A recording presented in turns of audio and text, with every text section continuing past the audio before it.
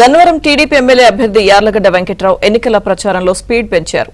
ఎన్టీఆర్ జిల్లా రామవరపాడు కట్టలపై ఆయన అభిమానులు కార్యకర్తలతో ప్రచారాన్ని నిర్వహించారు. సీఎం జగన్ నా మంచితనం గుర్తించారని, అందుకే మేమంతా సిద్ధం యాత్రలో నా గురించి ఏమీ మాట్లాడలేదన్నారు వెంకట్రావు. జగన్మోహన్ రెడ్డి నాకు అన్యాయం చేసినప్పటికీ నియోజకవర్గ ప్రజలు మాత్రం అన్యాయం చేయరని, వైసీపీ నుంచే తనకు 40% ఓట్లు వేసేందుకు సిద్ధంగా ఉన్నారని తెలిపారు.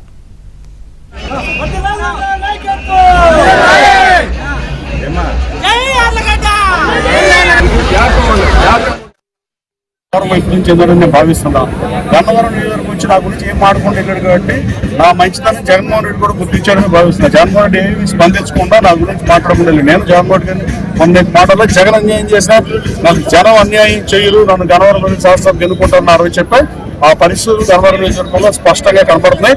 ఈ నియోజకవర్గం నుంచి తెలుగుదేశం పార్టీ నాయకులు కార్యకర్తలు, అలాగే జనసేన పార్టీ నాయకులు కార్యకర్తలు, బీజేపీ పార్టీ నాయకులు కార్యకర్తలు అన్నదండలతో, అలాగే గన్నవరం ప్రజల మీద నమ్మకంతో, గ్రామంలో ప్రజల ఆశీర్వాదంతో, అలాగే వైసీపీ శ్రేణుల్లో కూడా కనీసం 34% వైసీపీ శ్రేణులు నాకు ఓటేస్తాకు సిద్ధంగా ఉన్నారన్న పరిస్థితి. ఈ పరిస్థితుల్లో ఈ నియోజకవర్గంలో తెలుగుదేశం అంటే ఖాయం. ఒకసారి కాంగ్రెస్ మ్యాండేట్ గెలిచిన నియోజకవర్గం ఇది.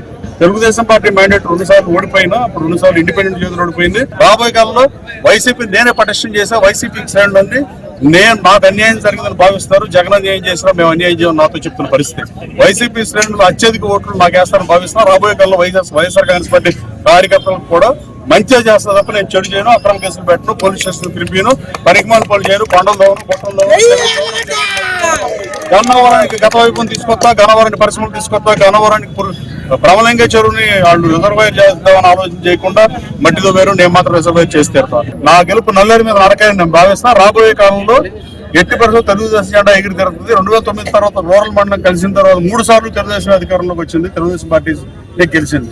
మళ్ళీ 4గోసారి కూడా తెలుగుదేశం పార్టీ సింబల్ గెలిచేది ఖాయం.